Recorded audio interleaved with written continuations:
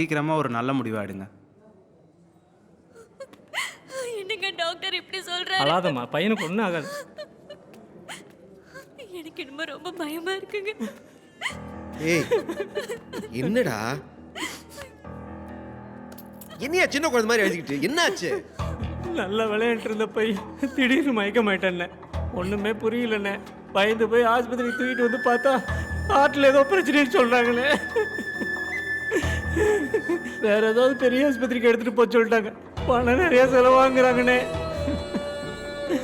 அவ்வளோ பணத்துக்கு நான் எங்கண்ணே போவேன்?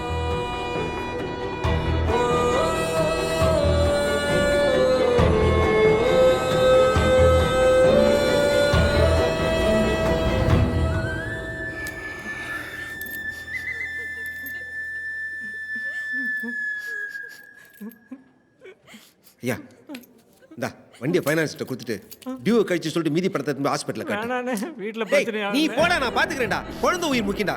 போடா, சரியா? பாத்துக்க.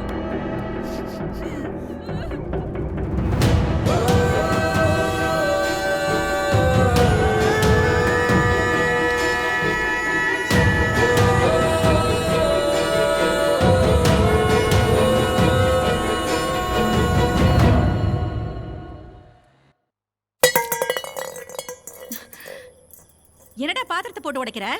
என்ன கோவம் உனக்கு? நீ இதுக்கே இவ்வளவு கவலைப்படுறியே? அந்த ஆள் என்ன பண்ணிட்டு இருக்காரு தெரியுமா உனக்கு? ஐயோ, வீட்டுல இருக்க நகையெல்லாம் வச்சு கார் வாங்கி கொடுத்தியே, அதை தொலைச்சிட்டு வந்து நிக்கிறாருமா. இப்ப என்னமா பண்ண போறோம்? ஐயோ, கபடி கபடி நம்மள காவடி தூக்க வச்சிருவாருமா. வந்துட்டார்ல தோற. டேய் கொஞ்சம் அந்த ஆளுக்கும் பொறுப்பு இல்ல, உனக்கு சும்மா இருமா. 10 ரூபா சம்பாதிக்கிறதுக்கு எவ்வளவு கஷ்டமா இருக்கு தெரியுமா? வீட்டுல ஒரு பொம்பளை புள்ள இருக்குமா, அவளுக்கு எப்படி கல்யாணம் பண்ணி வைக்க போறோம்? உறுப்பே இல்லாம இப்படி இருந்தா எல்லாருமே உருப்படாம தாமா போவோம். என்ன ஜென்மமோ? என்னங்க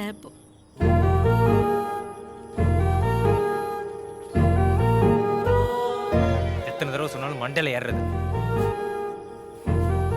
நான் பேசிக்கிட்டே இருக்கறதால எதுவுமே சட்டம் பண்ணாம போயிட்டே இருக்காரு. டேய் நான் கேட்டுக்கிறேன்டா, நீ பேசாம இரு. நீ என்கிட்ட பேசுறதை விட்டு அந்தால முதல்ல அடக்கு.